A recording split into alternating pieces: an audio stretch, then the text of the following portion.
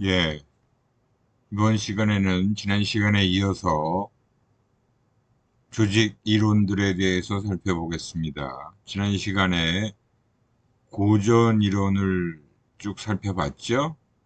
이 고전 이론을 다시 한번 정리하고, 그리고 나서 신고전 이론으로 설명을 이어가겠습니다. 지난 시간에 고전 이론에 대해서 이 네 가지 요소를 강조했을 거예요.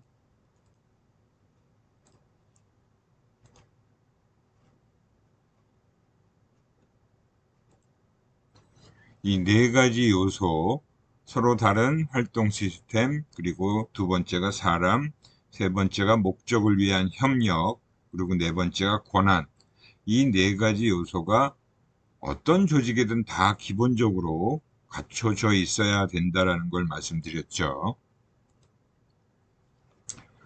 그리고 이제 네 가지 원칙에 대해서 또 설명을 드렸어요.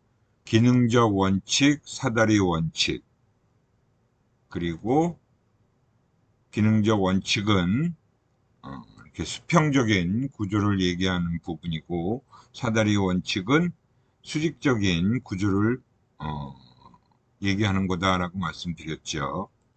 그리고 이제 나머지 두 가지가 라인 스텝 원칙하고 통제의 폭 원칙을 설명드렸습니다. 이런 고전 이론에서 얘기하는 네 가지 원칙이 뭔가 문제가 있다라고 해서 바로 신고전 이론이 그 이후에 등장했다라고 말씀드렸죠. 신고전 이론은 고전 이론에서 주장했던 내용이 뭔가 결함이 있다라고 생각하는 학자들에 의해서 시작되었다라는 거예요. 그래서 그 앞에서 얘기했던 네 가지 원칙이 문제가 있으니까 그런 부분을 좀 개선해야 될 필요가 있다. 그게 뭐냐 하면 고전 이론의 어떤 경직성을 얘기하는 거죠. 즉, 인간의 특성을 고려하지 못한 점에 문제를 제기하면서 심리적이고 행동적인 문제의 중요성을 부각시켰다라고 볼 수 있어요. 그래서 이 고전 이론의 네 가지 원칙들을 집중적으로 검토해서 그 원칙 하나하나마다 문제점을 지적하고 그 부분에 대한 개선된 내용을 가지고 신고전 이론을 구성했다라고 볼 수 있습니다. 첫 번째가 바로 기능적 원칙이었죠. 기능적 원칙이라는 것은 분업이 작업 활동에서 기능적 상호 의존성을 이끌어내긴 했지만 그런 활동들이 일에서의 의미를 전혀 느끼지 못하도록 개인을 비인간적으로 만들었다라고 지적을 했다는 것이에요. 그래서 작업에서의 소외감을 느끼고 작업에 대한 불만족을 초래한 부분, 그리고 인간을 비인간화했다라는 거예요. 그리고 일에 대한 의미 지각을 못하고 반복적 작업을 통한 자신에 대한 무가치감, 그리고 일에 대한 불만족, 그로 인해서 결근율이 증가하고 이직률이 증가하게 됐다라는 걸 지적하고 있습니다. 그 다음에 이제 두 번째가 사다리 원칙이었죠. 이 사다리 원칙은 조직에서 사람들이 공식적인 상사와 부하 간의 관계 이외에 다른 체계들에 의해서도 영향을 받는다는 거예요. 그러니까 사다리 원칙은 그러한 공식적인 체계만 인정했는데 이 부분을 지적했다는 거죠. 그래서 사다리 원칙에 대한 의문을 제기하게 된 겁니다. 그런 조직에서도 상사와 부하 간의 관계 외에 비공식적인 조직의 역할,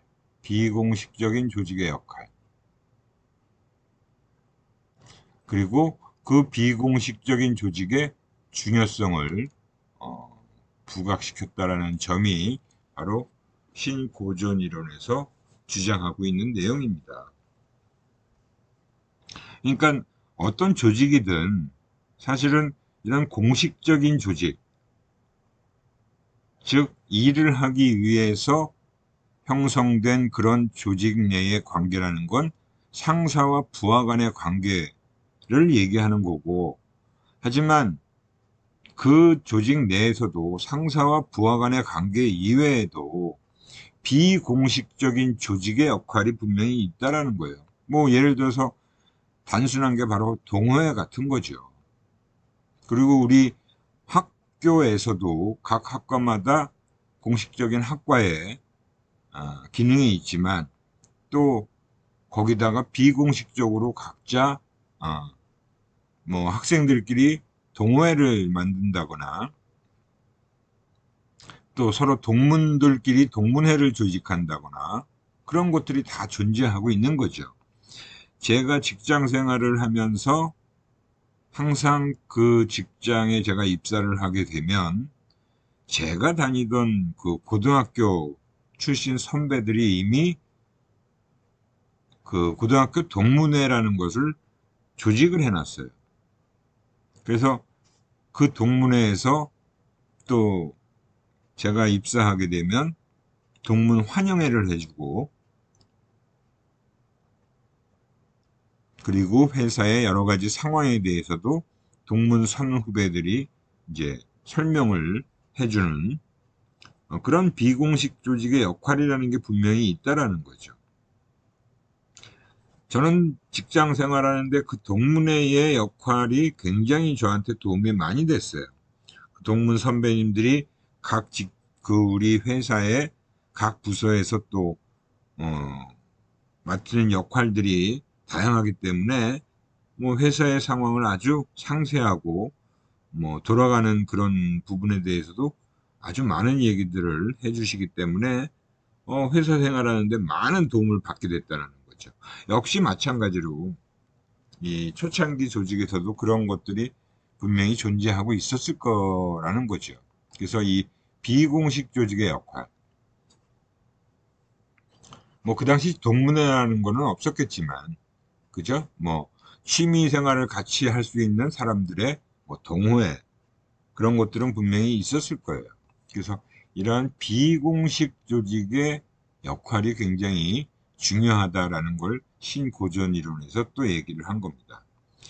그리고 또 라인 스텝 원칙, 고전 이론에서 세 번째 원칙이라고 했던 라인 스텝 원칙도 이론적으로는 흑백처럼 분명하게 구분하는 것이 실제로는 항상 그렇게 쉬운 일은 아니라고 주장을 하고 있습니다. 그러니까 우리가 라인 기능과 스텝 기능을 아주 그냥 명확하게 구분해 놨다라고 생각했지만, 전통적 제조업체에서는 그게 어느 정도 적합하다라고 볼 수 있어요. 하지만 제조업체가 아닌 경우에는 이 라인과 스텝의 구분이 굉장히 어렵고 또 불필요해질 수도 있다라는 거예요. 그게 이제 예를 들면 판매 기능, 제조가 아니라 어떤 뭐 제품을 무역회사 같은 데는 제조 기능이 아니잖아요.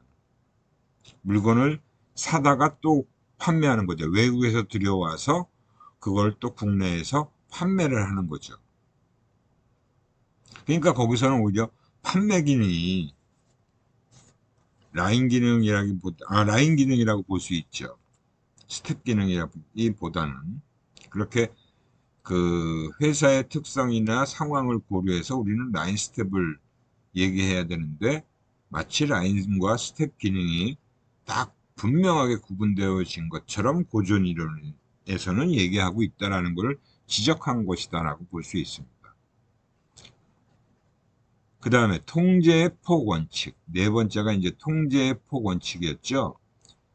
적절한 통제의 폭을 결정하는 것은 숫자를 가지고 몇 명으로 할 것인지를 선택하는 것 이상으로 매우 복잡한 문제가 거기에는 또 얽혀져 있다라는 걸 또 지적한 거예요. 단순히 숫자만 가지고 몇 명, 8명, 5명, 10명, 이런 식으로, 통제의 폭을 결정하는 것이 아니다라는 거죠. 그래서 이 통제의 폭이라는 것도 업무 특성, 개인 능력, 리더십 스타일, 업무의 조직화 정도에 따라서 달라질 수 있다라는 걸 얘기한 거예요.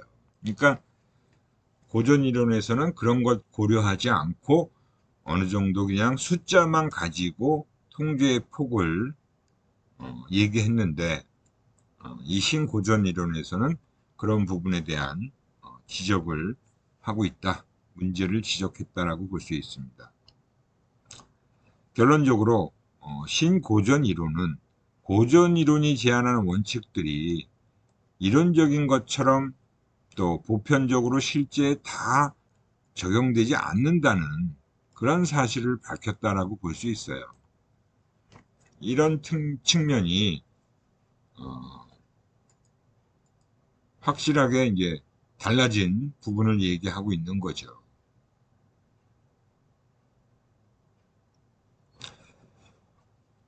그래서 우리가 이제 고전 이론과 신고전 이론을 살펴봤고요. 다음에는 시스템 이론입니다. 시스템 이론인데 제가 오전에 그 코로나 백신 2차 접종을 하고 지금 학교에 나와 있는데 조금 욱신거리네요. 몇 시간이 좀 지났는데 심하게 아프진 않는데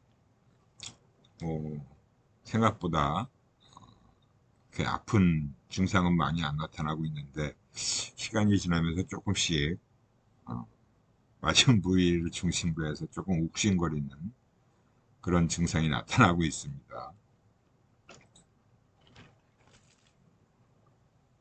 여러분들은 백신들은 접종을 하신 학생들도 있을 거고 아직들 많이들 안 한 것 같은데, 제가 아침에 병원에 접종하러 갔더니 젊은 친구들도 병원에 접종 신청을 해서 맞으러 오는 친구들이 많더라고요. 여러분들도 가급적이면 지난주에 우리 학교에서도 대면 수업하다가 확진자 한 명이 학생이 확진자 판정을 받았다는 그런 얘기를 또 학교에서 통보를 받았어요. 그래서 대면 수업하고 있는데 굉장히 철저하게 마스크 다 쓰고 창문을 열어서 환기를 철저히 해라 이런 지침을 내려 보냈는데, 아직도 지금 확진자 숫자가 굉장히 많은 상태잖아요. 그죠? 오늘도 제가 1800명 후반대로 나왔는데 2000명대를 또 넘었다가 조금 내려갔다가 또 며칠 또 6, 700명대 했다가 또 2000명대로 넘어가고 이렇게 아직도 확진자 숫자가 줄지 않고 있어요. 백신 접종은 지금 70%가 넘었다라고 하는데, 그러니까 이제는 더 이상 이 통제하는 것만으로도 이 백신 아니 코로나를 이렇게 예방 방지한다라는 게 감염된다라는 게 어려운 상황인 것 같아요. 정부에서도 이제 위드 코로나라는 얘기를 슬슬 꺼내기 시작하는 것 같고, 아마 10월 달쯤 넘어가면 위드 코로나 얘기가 이제 공식화될 수도 있다는 생각이 듭니다. 그러니까 위드 코로나라는 것은 우리가 겨울 되면 독감 걸리듯이 독감에 걸렸다가 또 치료받고 또 독감 예방 주사 맞고 또 독감에 좀 덜 걸리기도 하고 이런 것처럼 코로나도 그렇게 될 가능성이 좀 높다라는 생각이 듭니다. 그러니까 코로나에 걸리더라도 위중증으로 진전되지 않으려면 그래도 백신을 좀 맞은 사람들이 위중증 또는 사망에 이르는 확률은 굉장히 많이 낮다라고 보는 거죠. 근데 이제 백신을 전혀 맞지 않은 사람은 몸에서 이 코로나 바이러스를 이겨낼 수 있는 그 항체가 그만큼 없기 때문에 위중증으로 발전할 수 있는 확률이 높아진다라는 거예요. 그래서 백신을 맞고 이제 코로나랑 함께 살아가는 그런 생활을 준비해야 되지 않을까라고 생각합니다. 아,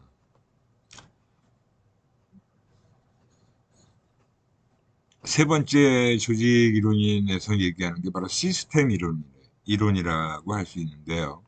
그 시스템 이론은 앞에서 얘기했던 그런 고전 이론과 신고전 이론과는 조금 더 다른 발전된 그런 내용들이 이제 포함이 되어 있습니다. 이 시스템 이론의 기원을 보면 조직과 업무의 복잡성이 증가했다. 당연히 이제 점점 더 시대가 변하면서 조직도 비대해지고 업무도 복잡해지고 이제 그렇게 되겠죠. 그런 환경 변화 그리고 그런 환경의 중요성이 증가하게 된 거예요. 그래서 이제는 더 이상 내부 그 조직만 생각해서는 안 되고 외부에서의 환경 변화를 고려한 그런 어떤 조직 이론이 필요하게 됐기 때문에 그래서 이 시스템 이론이 등장하게 됐다라고 보시면 돼요.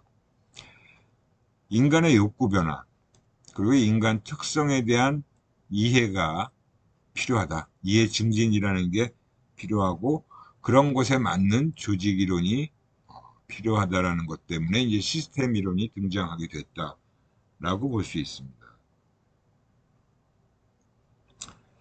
그 시스템 이론의 핵심은 이제 조직만 생각하는 게 아니라 환경과의 상호작용, 환경과의 상호 의존적인 관계를 강조하는 거예요. 상호 의존적인 관계. 앞에 두 이론이 고전 이론과 신고전 이론은 조직 내부의 문제만을 다루었잖아요. 그죠? 첫 번째 고전 이론은 조직이 잘 돌아가기 위해선 네 가지 구성 요소가 필요하고 그 네 가지 원칙을 제시했어요. 신고전 이론에서는 그 제시한 네 가지 원칙이 너무 인간을 기계적으로만 보고 인간의 어떤 그 역동성을 고려하지 못한 다양한 욕구를 고려하지 못한 그런 이론이었기 때문에 그걸 이제 개선할 필요가 있다라고 해서 이제 나온 게 신고전 이론이었다면 조금 더 발전된 조직 내부뿐만이 아니라 내외부 환경과의 상호 의존적인 관계가 분명히 중요하다라는 것을 이제 파악하게 된 거죠. 그래서 조직을 하나의 사회적 체계로 간주하기 시작했다. 그러니까 조직을 사회 내의 하나의 사회적 체계의 요소로서 간주하기 시작한 겁니다. 우리가 다음 시간에 이제 그 사회적 체계의 구성 요소와 관련된 내용을 어느 정도 좀 살펴볼 건데 이제 이 시스템 이론에서 그런 것들이 등장하고 있다라고 보시면 돼요.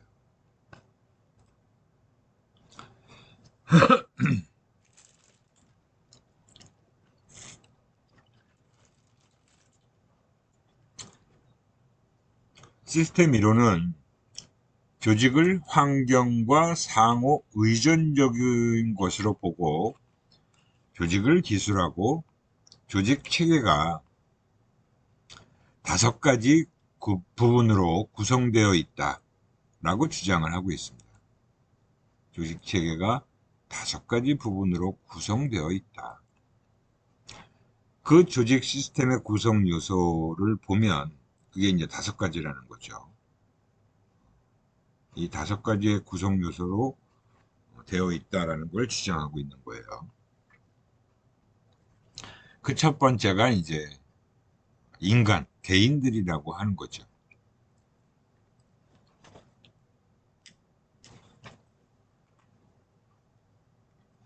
그래서 그 개인들은 뭐 조직의 구성 요소 중에 우리가 처음 초창기에도 중요한 게 바로 사람이잖아요. 그죠? 그 개인들 하나하나가 고유한 성격을 지니고 있고 또 서로 다른 능력을 가지고 있고 서로 다른 태도를 가지고 있다는 거예요. 그런 것들이 시스템에 참여함으로써 성취하고자 하는 것에 영향을 미치는 것이다. 그 개개인의 존재에 하나하나를 다 인정해줘야 된다라고 볼 수 있는 거죠.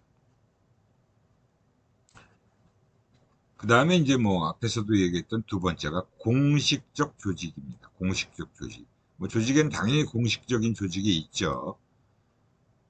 그리고 우리가 또 신고전 이론에서는 비공식적인 조직도 언급을 했어요.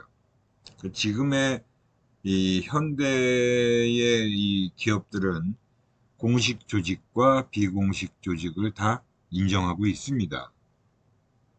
뭐 물론 기업에 조금 차이는 있는데 제가 경험했던 기업들은 다녔던 경험이 있는 그 기업들은 다 비공식 조직도 다 인정을 해요.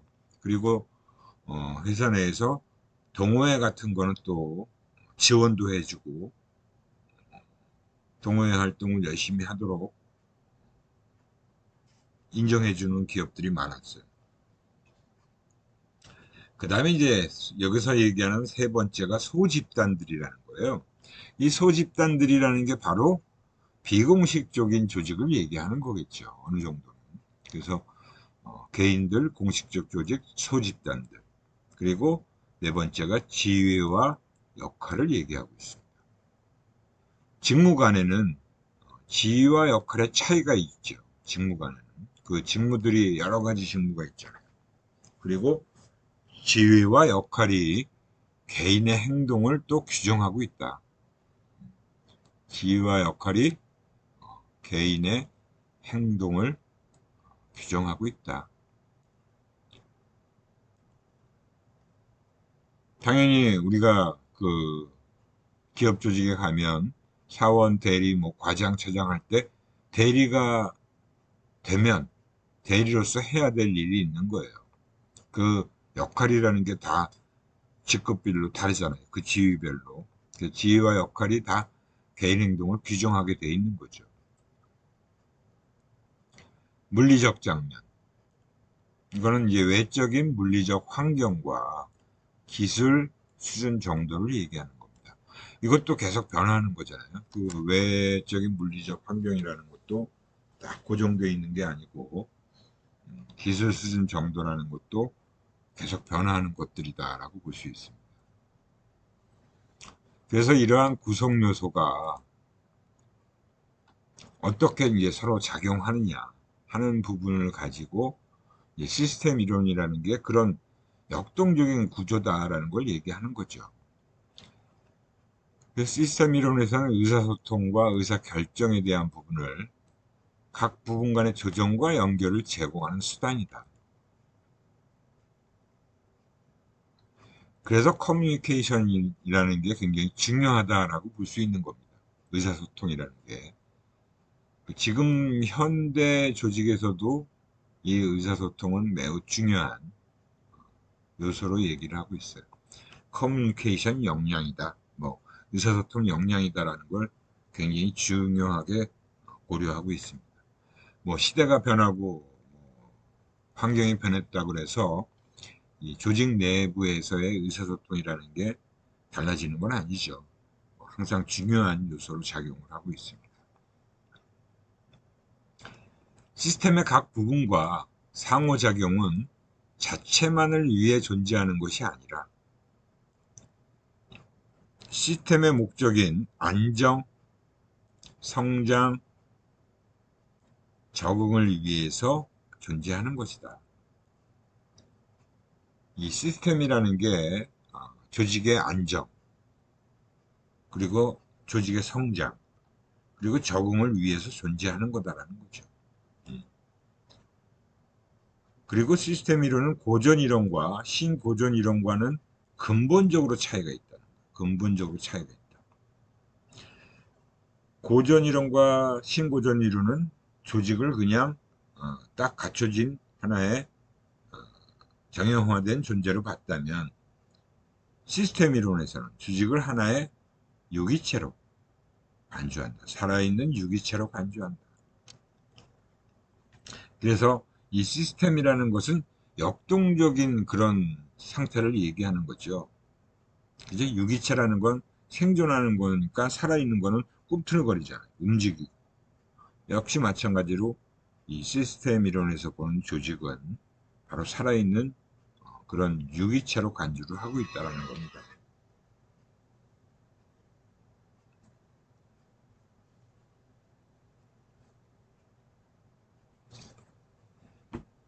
그래서 이 살아있는 유기체가 생존을 위해서 많은 활동을 하겠죠.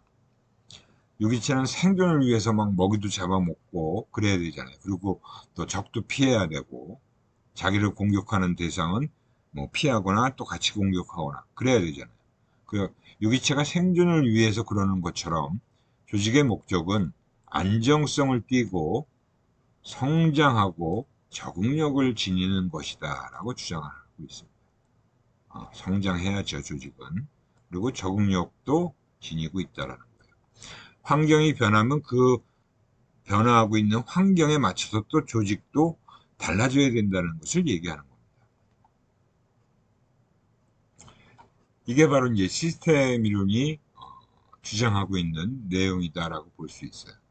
그래서 이 시스템 이론이 앞에 있는 두 가지 이론과는 좀 차이가 있다는 것을 여러분들은 분명히 인식하고 계실 거예요. 이 조직 이론들은 이 정도로 해서 살펴보고요. 우리가 이제 조직 이론은 사실은 간단하게 살펴본 거잖아요. 우리가 이 조직 심리학에서 초점을 맞추는 것은 아무래도 사람들과 관련된 내용을 좀 더 많이 살펴보게 되니까 조직 이론은 이 정도로 살펴보고요. 그 다음에 조직 구조에 대해서 이제 또 살펴보도록 할 겁니다. 조직 구조에는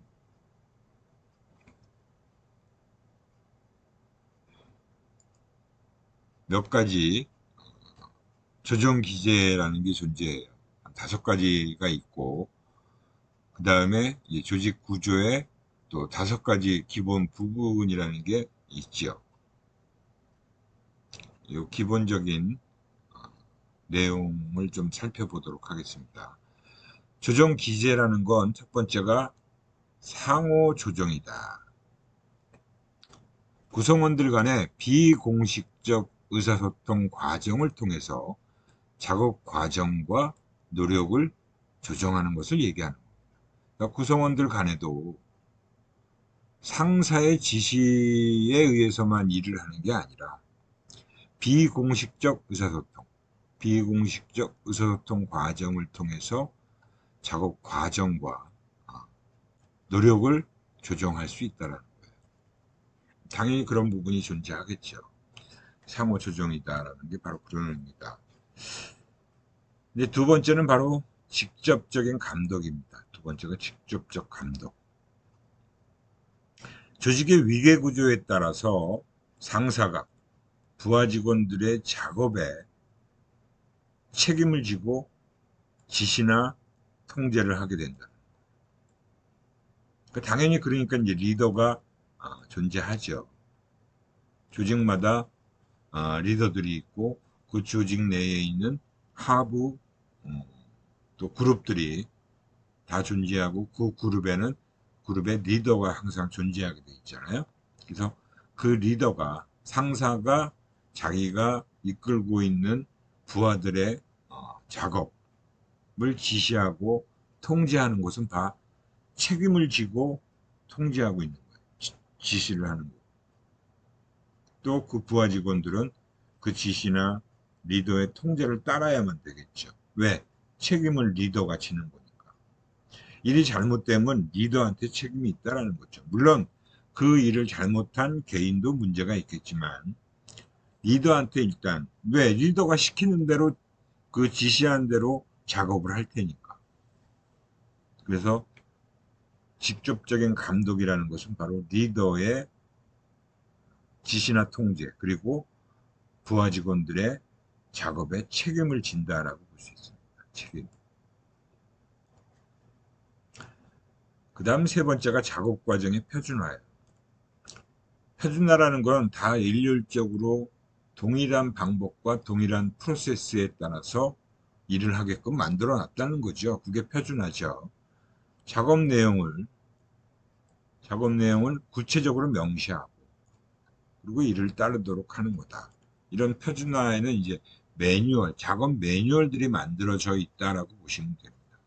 그래서 매뉴얼에 따라서 우리는 항상 작업을 하게 되는 거고, 일의 순서라든가 이런 것들이 그런 매뉴얼에 의해서 다 이루어진다라고 보시면 되죠. 작업 내용도 다 구체적으로 명시가 되어 있고요. 그것을 따라서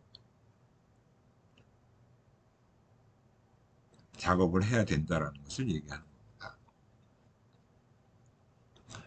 그 다음에 작업 산물의 표준화예요. 이건 또 작업 산물이라는 건 결과물이죠. 결과에 대해서 구체적으로 명시를 하고 목표 지향적으로 행동을 하도록 하는 것이다. 당연히 결과도 이렇게 나와야 된다는 것이 어느 정도 다 정리가 되어 있습니다. 이렇게 어떻게 하는 방법을 다 정리해 놓고 또 프로세스 순서에 따라서 하게 되면 결과물은 이렇게 나와야 된다는 거죠. 그럼 그렇게 나와야겠죠. 그렇게 결과물이 안 나오면 분명히 문제가 있는 거죠. 목표는 그래서 분명히 명시가 되어 있는 거예요. 그 다음에 이제 기술과 지식의 표준화도 역시 마찬가지로 정리가 되어 있습니다. 작업을 하는데 필요한 지식과 기술, 그죠? 그래서 우리가 산업심리학에서 제가 중요한 게 뭐라 그래? 직무 분석이라는 걸 어, 반드시 해야 되고, 직무 분석 결과에 따라서 직무 기술서와 직무 명세서라는 게 만들어진다 그랬잖아요. 그죠?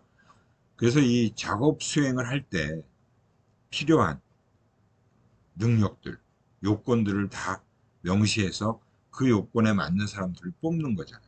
선발을 하는 거죠. 그래서 역시 선발을 해놓고도 역시 교육 훈련을 거쳐서 그 작업을 하는데 투입이 되게 되면 그 작업 수행에 필요한 요구되어지는 지식과 기술은 분명히 갖춰진 인력이다라고 보는 거죠. 그래서 그런 것들이 다 구체적으로 명시가 되어 있다라는 거고요. 이에 맞는 사람들을 선발하는 거. 선발. 이게 또 이제 조직 심리학에서 선발과 관련된 내용은 다르지 않아요. 그렇지만 선발과 관련된 내용은 산업 심리학에서만 다루고 있죠. 그러니까 사람을 뽑는다는 게 얼마나 중요하냐라는 게 바로 이런 이유죠. 그 작업을 조직에서 원하는 작업을 제대로 할 수 있는 사람을 뽑아야 되는 거죠. 그리고 이제 조직의 규모, 성장 과정에 따라서 순차적으로 나타나게 된다는 거고, 조직의 규모나 성장 과정에 따라서. 그리고 조직은 하나의 조정 기제에만 의존해서는 안 된다. 그러니까 조정 기제라는 게 딱 하나가 있는 것이 아니고 상황에 따라서 또 환경 변화에 따라서 달라질 수 있는 거다라는 걸 얘기하는 거죠.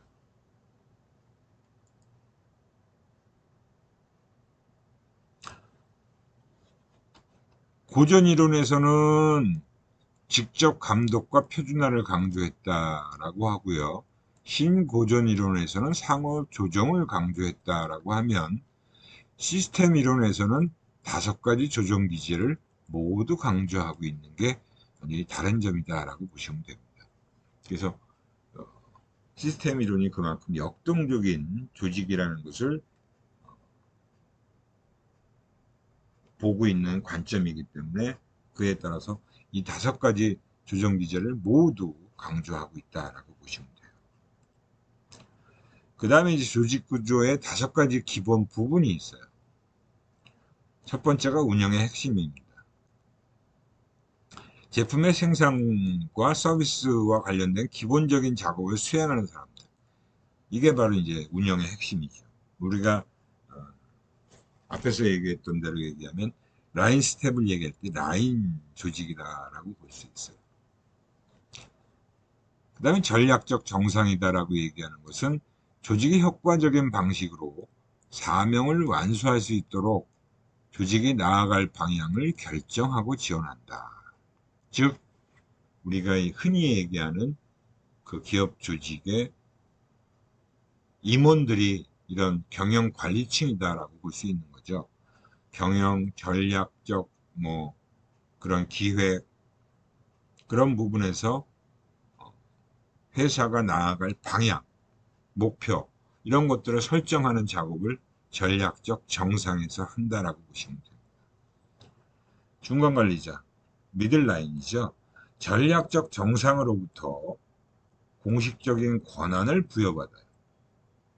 그래서 이 임원들이 지시한 사항을 중간관리자들이 또 전달받아서 그 밑에 자기가 이끌어가는 구성원들한테 지시를 하는 거죠. 운영의 핵심 활동을 조정, 감독하고 둘 간의 가교 역할을 한다. 그래서 밑에 이제 구성원들, 부하 직원들이 일하고 있으면 그 위에 있는 또 임원진들이 있잖아요. 그 중간에서 중간관리층에 있는 사람들이 보통 과장, 차장, 부장 이런 사람들이에요. 그런 사람들이 또 그 자기가 밑에 있는 조직을 매니지먼트하고 위에 또 보고를 하면 위에 있는 전략적 정상이라고 하는 경영자들이 조직의 전체적인 부분을 조정해가는 작업을 하는 거죠. 기술 인력, 테크노 스트럭처, 이런 작업 흐름과 작업하는 것과는 분리돼서 작업의 설계, 계획, 교육을 통해서 작업이 보다 효과적으로 이루어지도록 한다. 이게 보통 이제 R&D라고 얘기를 하는 그런 조직입니다. 대부분의 대기업, 중소기업 할 거 없이 이 R&D 기능도 다 갖추고 있다라고 보시면 돼요. 그래서 어떻게 하면 작업을 더 효율적으로 또 생산을 더 효과적으로 해서 조직에서 원하는 그런 목표를 달성하는데 도움이 되는 그런 일들을 하는 거죠. 그죠? 그게 바로 R&D 인력이다라고 하는 기술 인력들을 얘기하는 겁니다. 그리고 이제 마지막으로 지원 스태프 조직이 있죠. 서포트.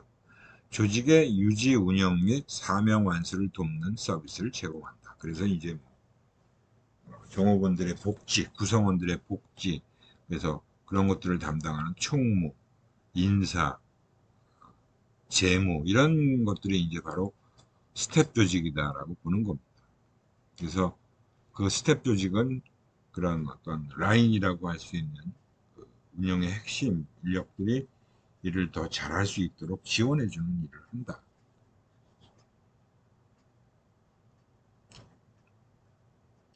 이런 5가지의 조직 구조의 각각의 부분들이 사실은 권력에 집중하냐, 분권하냐의 문제에 따라서 다르게 작동되어질 수 있다는 거예요.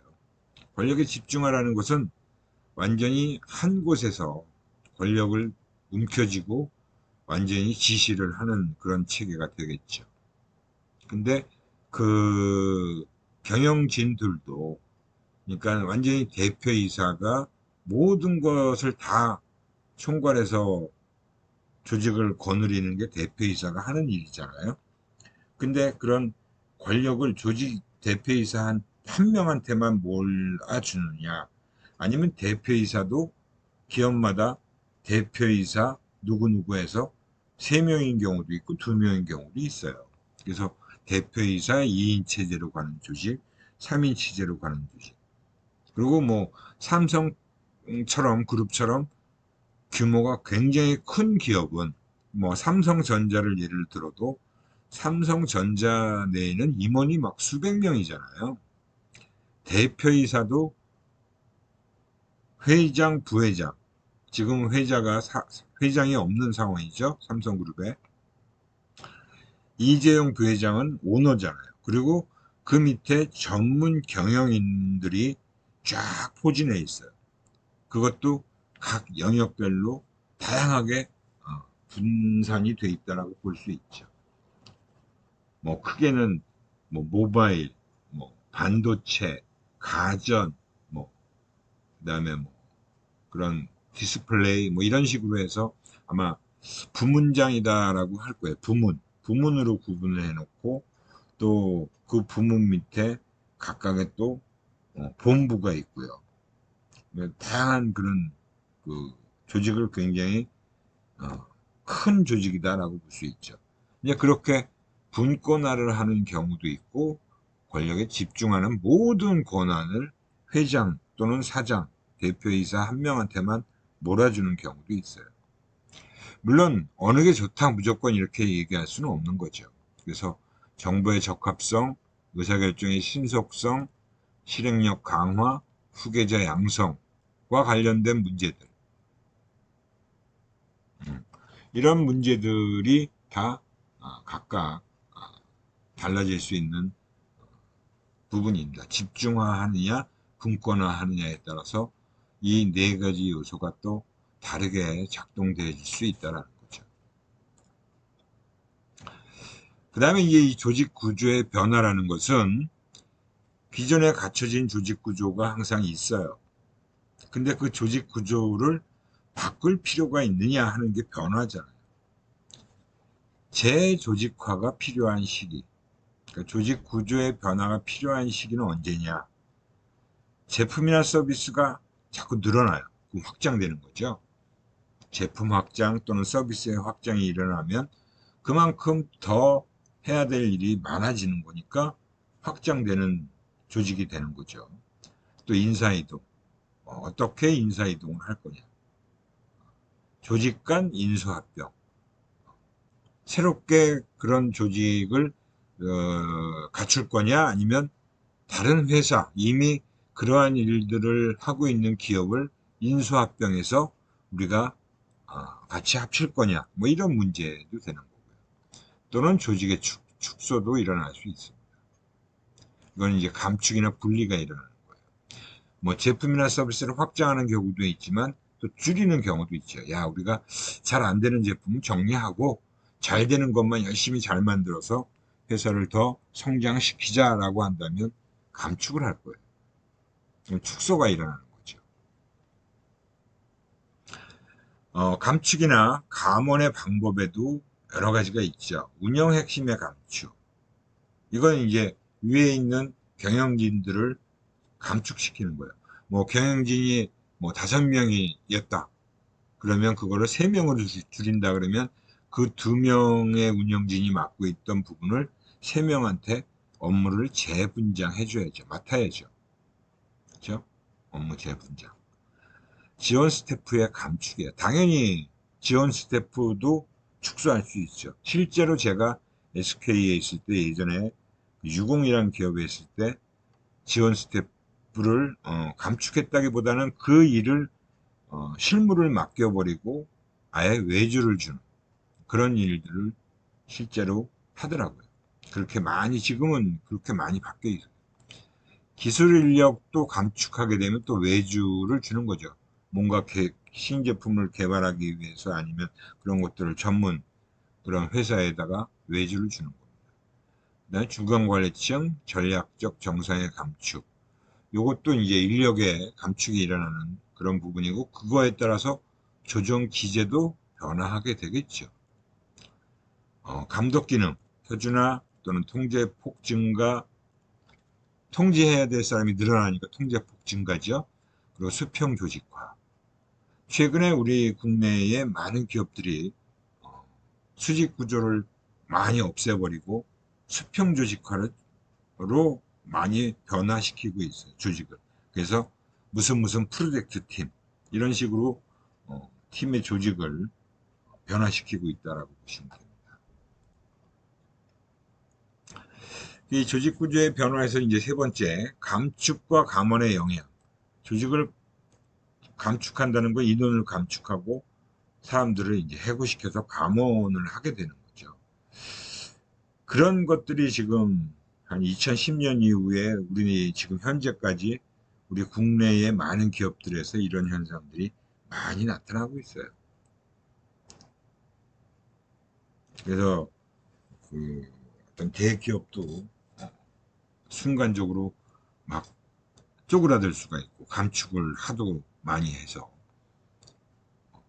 지금 뭐 삼성그룹을 제외한 국내 대기업들이 신입사원 선발을 거의 축소하고 있는 상황입니다. 이제 삼성그룹만 대규모로 신입사원 채용을 지금 실시하고 있죠. 아마 하반기 채용이 시작됐다는 뉴스가 나왔던 걸 제가 기억하는데, 아무튼 이 감축 감원의 영향으로 뭐 행정적 통제는 줄어들겠고 조정 기제도 변화하잖아요. 그리고 업무 영역도 변화할 수밖에 없죠. 지출도 감소합니다. 이게 조직 구조의 변화로 인해서 리스트럭처링을 하게 되면 일어나는 그런 부분을 얘기하고 있는 거예요. 그리고 우리가 이제 특히 이 심리적인 측면, 심리적인 영향이라는 것은 조직을 떠난 사람들이나 조직에 남아있는 사람들이나 다 사실은 문제가 됩니다. 그래서 해고를 당해서 조직을 떠나게 되면 그 같이 일하던 동료가 떠나고 남은 사람들도 마냥 기쁘지만은 않겠죠. 굉장히 힘들 거예요. 왜? 일을 더 많이 해야 되고 그 떠난 사람들의 일들을 다 맡아야 되니까 그거를 또 업무를 나눠서 남아있는 사람들이 해야 되고요. 그리고 심적으로도 편치 않겠죠. 그래서 이런 영향들이 있는데 이 부분은 그 뒤에 또 이 내용이 한 번 더 다루어지기 때문에 그때 가서 살펴보도록 하겠습니다. 예, 오늘은 조직 이론의 뒷부분까지 다 살펴봤고요. 역시 오늘 배운 내용과 관련된 질문이 있으시면 질문들을 좀 바로바로 질문 코너에 올려주시기 바랍니다. 수고들 많이 하셨고요. 또 다음 시간에 뵙도록 하겠습니다.